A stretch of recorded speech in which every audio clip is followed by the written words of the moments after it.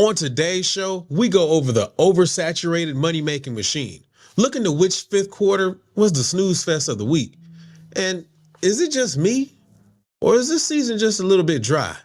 All this and more coming up next on Luke's Band Report.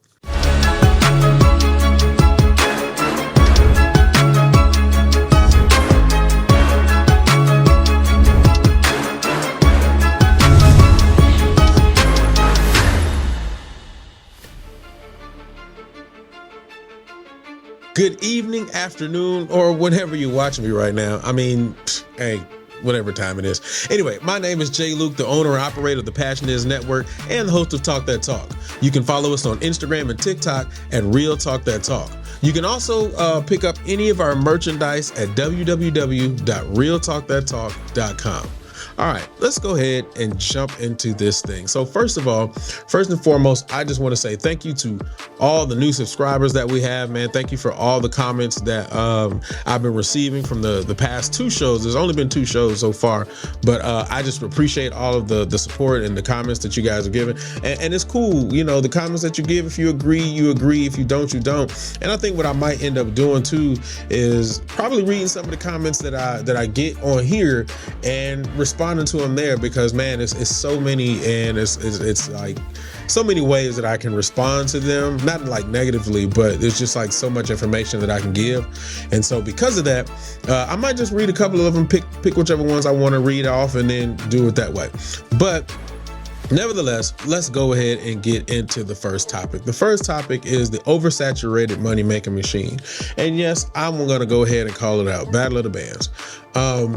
I'm just going to be very honest. The oversaturated Battle of the Bands has kind of gotten a little bit out of hand. I remember there was a time, and please forgive me, I'm not as, I don't know, I don't think I'm that old, but for some people, they may think I'm like super old.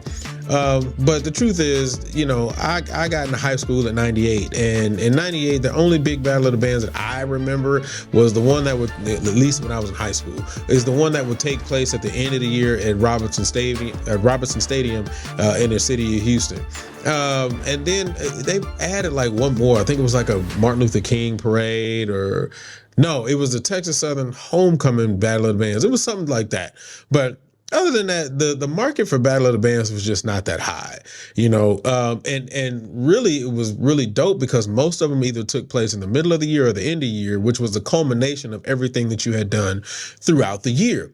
But now there's a battle for everything. When I got to Norfolk State, I had never heard of a gym battle before. That wasn't a thing that we did, you know, back in Houston during my time. So when I got to Norfolk, the gym battle was the thing. And so any big group that we would face, that's what we had the gym battle for. So I remember we did Hampton, we did A&T and Virginia State. Those were the three big ones that we did. And then later on, we added South Carolina State. And then we had a battle fest that would take place at the end of the season.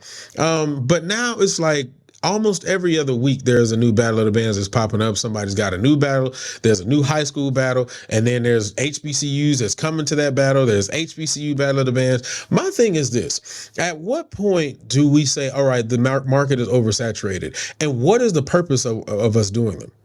Like, that's just the best question I can possibly ask, right? Because the truth of the matter is this a money-making thing, or is this a thing to try to showcase what these groups are doing? Because the truth is, you're oversaturating the market to the point where people don't even really want to show up for these things, or people just can't, right? Think about it. You have a Battle of the Bands in the middle of the year during a football season, you know, unless those bands have, and first of all, let's just talk about the high schools. Unless those bands have a bye week or they're going on a recruiting tour, it's almost difficult to get these programs, especially if you're not going to supply any type of thing for them, not necessarily financial specifically, but are you going to feed them, right? As a band director, trust me, when you move a group of 20 kids, 30 kids, 80 kids, 100 and something kids, 200 and something kids, students, you want to be able to find a way to be able to make it worth their while. And I ain't talking about just being able to go on trips and so on and so forth. You got to be able to feed them. You want to be able to house them, and you want to be able to add transportation to them. So if you're going to have these Battle of the Bands and you're not providing any of those things, then especially in the middle of the year, especially during times when, it's just hectic, you probably ain't gonna get them. And let's be real too. If there is Battle of the Bands A this week, and Battle of the Bands B is this week, and Battle of the Bands C is next week, and everybody wants the hot ticket group, somebody's gonna lose, and then you're gonna lose money. You invested a lot of money, and as a person who was a promoter back in the day, trust me when I can tell you, promoter and DJ, and a lot of other things between, graphic designer and everything else. Point that I'm trying to make is you invest a lot of money and lose. And the thing is, again, what are we doing this for? Who is this benefiting? Who is this for? Is it for the showcasing of the art form? Is it for the showcasing of the programs? Or is it for your own self-gratification to try to make your own bread? We got to really start looking at, are we oversaturating the market for these Battle of the Bands? Because I'm telling you right now, man, just talking to some of these university directors, man, talking to some of these high school directors, it's getting out of hand. It's one thing to be able to go to a game and battle the opposing group. That's cool. But now, in the state of Texas, and what I'm really liking, and that I'm seeing from a lot of guys in the state of Texas, we do have our adjudication thing that we have to do, which is UIL, which I'm seeing a lot of band programs now taking their UIL performance, calling it their own, and then they're taking that to Battle of the Bands. That's perfectly fine. I don't have a problem with that, right? But back when I was coming up, it almost felt like you had to be able to be versatile, to do 2 and 3 and 4 different shows to be prepared for your UIL show, their halftime performance, and your Battle of the Bands. But again, back when I was coming up, Battle of the Bands were once in a blue moon. So again, we need to start looking at what we're doing this for. And if it's for money, I don't know, man. We need to try to think about something else. Because the other problem is that you're making money off the backs of all of these students. You're making money off of the backs of these directors, and you give them nothing in return. You're giving nothing in the return of their investment. Because here's the other problem. For a low level, and I'm not going to say low level, but for a program that's not as high as some other programs, they're going to want to be showcased in some kind of way. And if you can't get the top dogs there to record, to get those programs out there, that's a whole nother issue. I mean, there's so many factors that take place into this, right? These directors want to feel like what they're doing is worth it. Yes, the experience for the kid is always great. That's an amazing thing, but are you making it worth it for these programs? Or are you just bringing them out saying, hey, perform here, we'll give y'all a chicken box, and then y'all can be on y'all way? We got to do better. We got to look at this thing. And here's the last thing I'm gonna say about this. There are a lot of band directors who don't necessarily support all of the Battle of the Bands, right? There are a lot of band directors who do. Problem is, you can't make better for something if you got half of the group investing and another half of the group not investing. But some of the people who are investing in some of these groups got a problem, or investing in some of the situations have a problem with the things that are happening in some of the situations, but they are thinking, well, I got to get some exposure for my kids and so on and so forth. But there is no change created if we can't all be on the same page. So it makes no sense for you to participate in something and then talk about it behind closed doors. If there's an issue, the only way that you solve it is that you got to hit them where it hurts. And if everybody says, all right, look, we're only going to go to this battle. We're only going to do this. But this is what we demand on the back end. Things may change. I don't know. Y'all tell me. Y'all tell me what's going on inside the comments and what you all feel. Again, I read the comments all the time. Anyway, move on to the next topic. Bruh. Fifth quarters this week. And I know this is what everybody wants to talk about, but let's talk about this. Let's have a nice discussion about the fifth quarters this week. First of all, I saw a number of fifth quarters this week.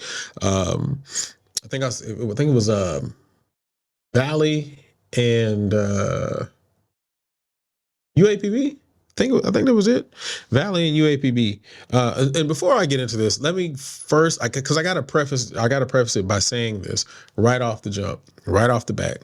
Listen, I support every single program that's going out there and doing their thing. I support every student that's doing it and every director that's putting in the work. I will never, ever, ever take that away from anybody. As a director and as a student, I understand what it means to put all that work inside of that. With that being said, my criticisms and my opinions are what they are. And I'm never going to bash you in a way, but I'm always going to try to make sure that I give credible information. With that being said, I watched the Mississippi and UAPB fifth quarter, and to be quite honest, it was difficult for me to sit through. Not because I thought that they just sounded terrible, but I think that there's some work that needs to be done on both programs. I think there is a lot of overplaying, a lot of attempting to overplay. I think a lot of students don't feel comfortable with their music too. And I just come up in the mindset of if it don't sound good, then it don't leave the band room until it's fixed. Now, that's my synopsis of it. So, great job, guys. Keep up what you're doing. Keep up the good work. Let's clean some things. Let's work on some things. I like to see Valley. And first, let me go ahead and say this off the bat. I got cousins who went to Valley. And with that being said, when Valley grew their numbers, they all came and was like, oh, we growing now, baby. We good. And well, that's cool, but with growth, there's a lot of younger players in there. There's a lot of development that needs to happen. So keep pushing, keep doing what you're doing, keep growing. But also, we just want to, improve the quality, improve the musicianship that's happening. Is it just me, or did UAPB get smaller? Does anybody else see that, or is it just me? Anyway. Moving on. This was homecoming week for Jackson State University, and as you guys know, I am a J5 fan. I love watching the marchbacks that they have the night before the game. I enjoy, and what I really enjoyed, and kudos to Jackson State and the opener that they did with the drum majors coming out and the head band director coming out and doing his J5 thing, former J5. So kudos to you. I thought that was super dope. For me, I was just like, oh my gosh, I had to watch that like 2 and 3 and 4 and 5 times because I was like, yo, this is amazing. But no, happy homecoming to Jackson State. They played Alabama State, and for the halftime, again, this is another situation. I don't know. When I saw the merge this year, did Jackson State get smaller from the merge to now? I don't know. Y'all, somebody tell me in the comments. I just feel like they did. Anyway, watch the halftime show. Obviously, it's homecoming, so you had to do a homecoming halftime show. Understandable. Alabama State. I appreciated their drill. They did this little star thing, and they rotated the star. I thought that was pretty dope. It was something I don't remember seeing. I don't remember them doing it before. But with that being said, great halftime. I thought halftime was cool, and I will talk about that in the next segment as far as halftime and stuff like that. And then happy homecoming to Tennessee State. As you all know, the Legion went up against Tennessee State, and it was cool. As a Legion member, one of the hardest things for me was to watch it because I know just during my time, those are the kind of performances that we wanted that we didn't just get the opportunity to see. But congratulations to the Legion for having that opportunity. I know Tennessee State has been in a lot of different performances with other programs, and so it was great to be able to see Norfolk have that particular chance to see that. Halftime shows, I thought, Legion, I thought they sounded amazing on the field. Listen, this week, by far, I know what I said about Bethune, and I still stick with what I said about Bethune, but this week, Legion took it. I'm sorry. Legion this week was the better sounding band by far, right? Tennessee State, good showing for your halftime show. That behold, I understand what you were trying to do. It just didn't translate well, brothers. But shout out to my guy Larry over there doing his thing.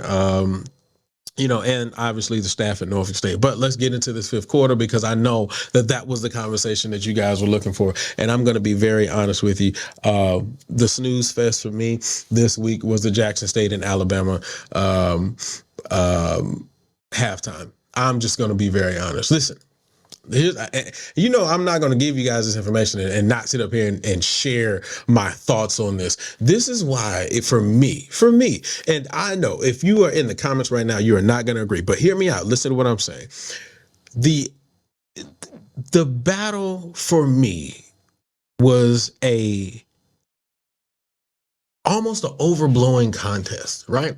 So Alabama State, like, they opened up, I think it was "I'm Your Baby Tonight," man. It was like, there were harmonies that the mellophones were having that they were just gassing out on. Like, it was just, it's almost evident that the mellophones, if you look right in the center, it's like the first 6 or 7 mellophones are really trying to play. And then the outer edge mellophones are not really playing. It's almost like they're not the stronger players, and I'm gonna get into that in a little bit. And then, Jackson State, they had their second song, and I don't know the names of some of these songs, so please forgive me, but there's a little area in there where they play the Kill Bill part, bum, bum, bum, bum, bum, bum, and the woodwinds are rushing. My problem with that is woodwinds, you're like sitting right in front of the director, eyes up, look at your conductor, and you were rushing, and it started to phase between the woodwinds and the percussion, and I was like, woodwinds, come on, man, this is your time to shine. Like, how many opportunities do you get to shine and you start rushing? Like, you're right there, right? And then it was almost like, and it wasn't just Alabama, but, sometimes Jackson was doing it too, but it's almost, specifically in the euphonium and trombone section, but it's almost like you're playing so hard that you're playing sharp. And that is just, for me, I'm just like, well, at what point do we listen? Are we listening to our section? Are we listening to left and right? Are we listening to front and back? Are we trying to get inside the sound? Or are we just trying to play louder than the person next to us?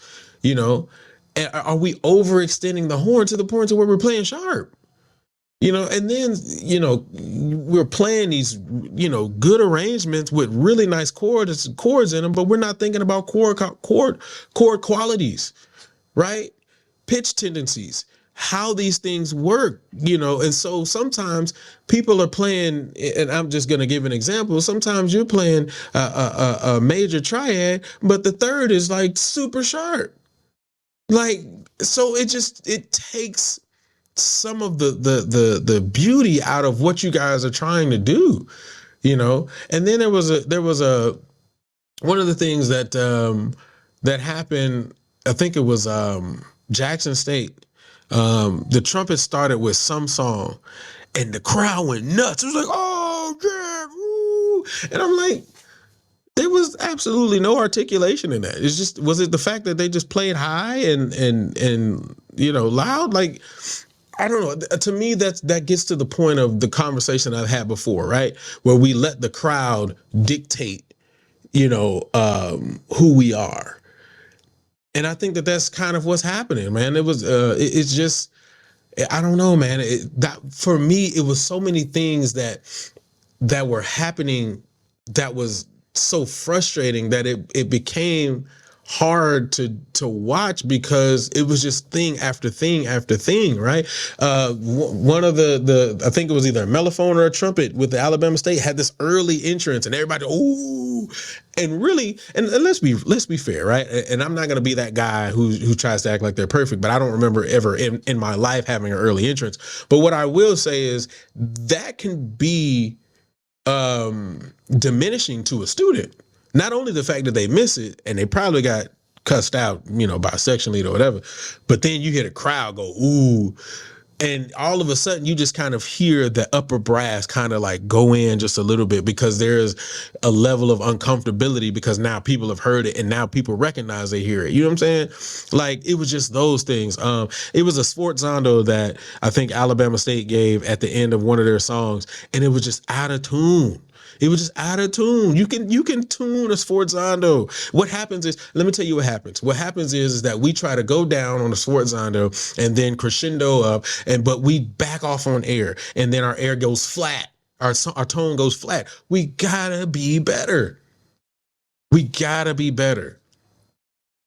You know, that so it was another part. It was another area where tubas at Jackson State, they were playing some song and they were just going for it, just extending the horn, and all the tubas hit it. I'm not gonna take that away from them. They hit it. Kudos to you. And the crowd again went nuts. Oh, yeah, right. But the rest of the melody was not good. Like, it just really wasn't good. And again, you know, there are so many areas where it's very easy to pinpoint where kids aren't comfortable with certain songs and certain music. It was one song that Jackson played, I can't remember what it was, but it just didn't have the same energy as every other song. You know why? Because it was very obvious that the kids were not comfortable and excited playing the song. I think it was Jackson. It may have been Alabama. It was one of them. I came up in a time where it didn't matter whether you like the song or not. You're gonna play it, and you're gonna play it the same way you play everything else, with energy, with musical integrity, right? So, I'm gonna say this. For me, it just wasn't the better battle, and it wasn't the better battle because musically there were so many things that could have been better. And for me, it's not about the loud game every time. Yes, it's awesome that you can get to that point. Ain't nothing wrong with that. I'm not taking away from that. But there are other elements musically that I'm looking for. Remember, like I said, Jackson, when y'all had that joint with Alabama A&M, man, I was impressed. I was like, all right, this is all right. So with that being said, and I know people are gonna be like, man, you just biased. No, I'm not biased. I'm not biased at all. Honestly, the better battle for me was Norfolk and Tennessee State. And the reason why, and I'm gonna really tell you the reason why the better battle for me was Norfolk and Tennessee State, because of the fact that it wasn't just a crank fest. It wasn't just trying to see who could outplay each other. It was actually trying to show your musical talent and musical prowess inside of your program.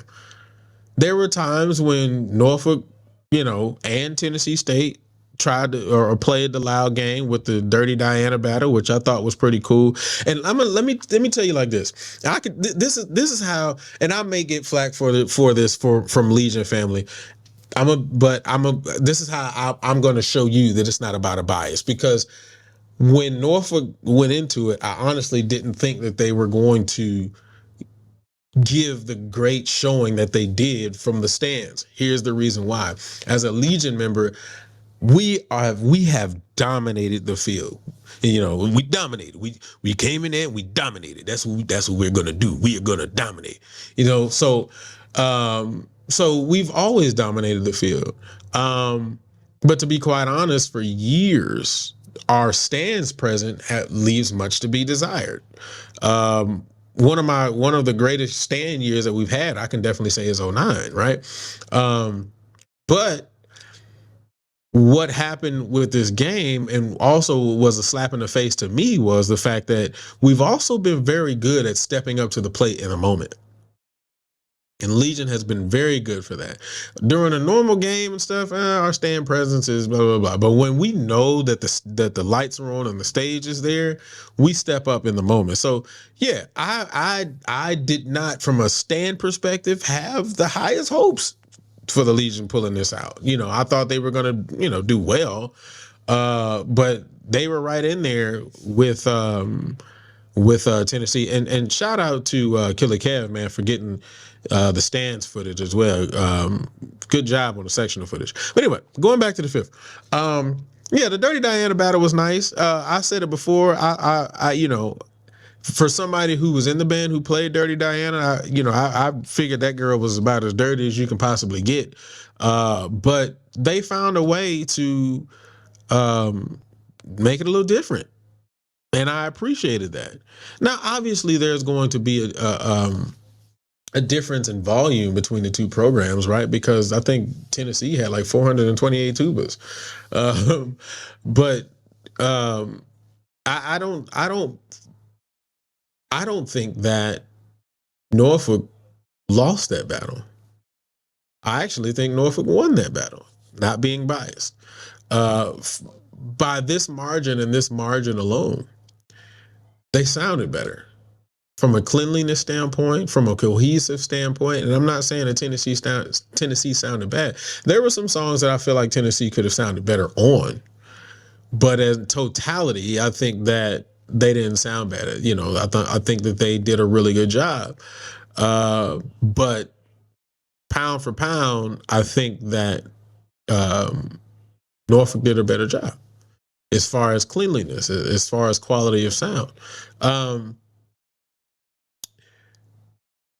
it was one song that Norfolk played. I think it was the Coco Jones thingy. Well arranged. I just felt like it went nowhere though. It was just a good song. It was just a good song. It's just kind of where it was. But overall, for me, it was more exciting to watch that battle because there was variety in it. You had your songs with your tuba breaks. You had your songs that were made to be loud. You had your songs that were just made to technically show how good we are as musicians. And then you had some of your standards, man. I mean, they played Sweet Love. I know a lot of people were complaining about it, like, you playing Sweet Love in the fifth? Like, it's a fifth, bro. You're supposed to pull out your book. I mean, if you're having a good fifth, because I mean, the truth of the matter is, I really thought Norfolk was going to hit the 5 and out daddy, and they didn't. So, I mean, what you expect? And for those of you guys who do not know, look at here. Norfolk, when we leave the stadium, we play Behold. It's not part of the fifth. It's we getting out of here. You hear Behold, we out. Okay. So for those of you all who did not know, that's what we do. We don't leave a stadium without playing Behold. Whether we the visitors or whether we home, we don't leave a stadium without playing Behold. So now you know it wasn't part of the fifth battle. It was all right, block it up. Let's go. That's what that meant. So there we go. That's it. I know a lot of y'all probably gonna rip me up in the comments. It's all good.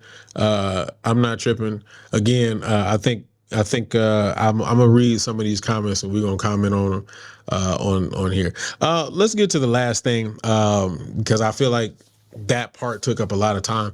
Last thing on the docket here, brother. It's just me. Is this season just a little dry? Um, Level of excitement for this season has just not been a thing. And I don't know if it's just because the season is really weird. I don't know if it's because certain things are happening within the season that are just at an odd time. Kind of like the Boombox. Boombox was just at a really early time. National Battle of the Bands had a lot of hype right at the beginning of the year, and then it just kind of died down. Not a lot of programs that we're seeing, and a lot of that we would normally see. And I'm just going to bring them up randomly. We would see a lot of Bethune at this point. We would have probably seen a little bit more of FAMU, a little bit more of A&T. We've got our Jacksons. I feel like Southern really hasn't been in the mix too often. A happy homecoming to Southern, by the way. I know Norfolk's homecoming is coming up as well, but happy homecoming to Southern. But yeah, I just feel like this season has just been really odd, and I don't know if it's because there has not been a lot of traveling games. I haven't seen a lot of PV. Not a lot of Texas Southern. It's just kind of been some spurts and stuff here and there. But I just kind of feel like this season has been really, really dry. You may get your big battles every now and then. This week the Jackson State and the Alabamas and the Norfolk and the Tennessees. But I just feel like I don't know. It just kind of feels really dry. And even when programs are battling each other, it doesn't even seem as exciting as one would hope. And again, I don't know if that's a variety thing. I don't know if that's just a lack of music thing. Because truth be told, music wise, when we're talking about top 10, top 20, there ain't a lot to choose from. And I'm noticing that a lot of bands are going back into certain bags or certain years to be able to pull older songs to make relevant for playing purposes, which from a musical standpoint is pretty sad. But I don't know. I think that this year is just really, really dry. And I don't know. I don't know if it's just me. I don't know if it's true to form as far as what's like really taking place, but it's just not a lot going on. Or it just doesn't feel as energetic as last year or previous years. And I hope it changes. I really do. You know, I feel like we're in a shift. I feel like we're in a shift of, you know what? I'm not gonna say that. We'll save that for a topic for Talk That Talk. So actually, if you want to hear us go in a little deeper on this particular topic, check us on Wednesday, 7:30 Central Standard Time. There we go. So that we'll dive a little deeper in that, because maybe I'm wrong. Maybe I'm wrong. Maybe you guys are in the comments right now saying, "Yo, you wrong, bro," because this season has been dope. So maybe I'm wrong. So we'll talk about that on Wednesday, 7:30 p.m. Central Standard Time. Check us out. Outside of that, man, that's where I'm gonna leave it. That's all I got. I ain't got nothing else for you guys, man. Every comment that you all put in, I've read it and I'm reading it at this very single moment. So just keep leaving the comments, keep checking back, keep sharing the information out, man. Trust me, we're gonna have more for you. I'm gonna have more for you. Talk That Talk's gonna have more for you. Crystal's gonna have more for you. She's doing her car confessions. It's not really car confessions. I just like the name because I grew up on watching Taxi Cab Confessions and stuff like that. But she's having her car shows now on Fridays as she's coming out of this season, this fall semester. So her shows will be on Friday. And keep your ear to the Passionates Network, man. There may be some other things that are coming up. I'm just going to leave the hint right there. Also, please make sure you subscribe to the Passionates Network. Turn on all your notifications. Leave comments. Click a like button on the way out. And I will see you guys on next week.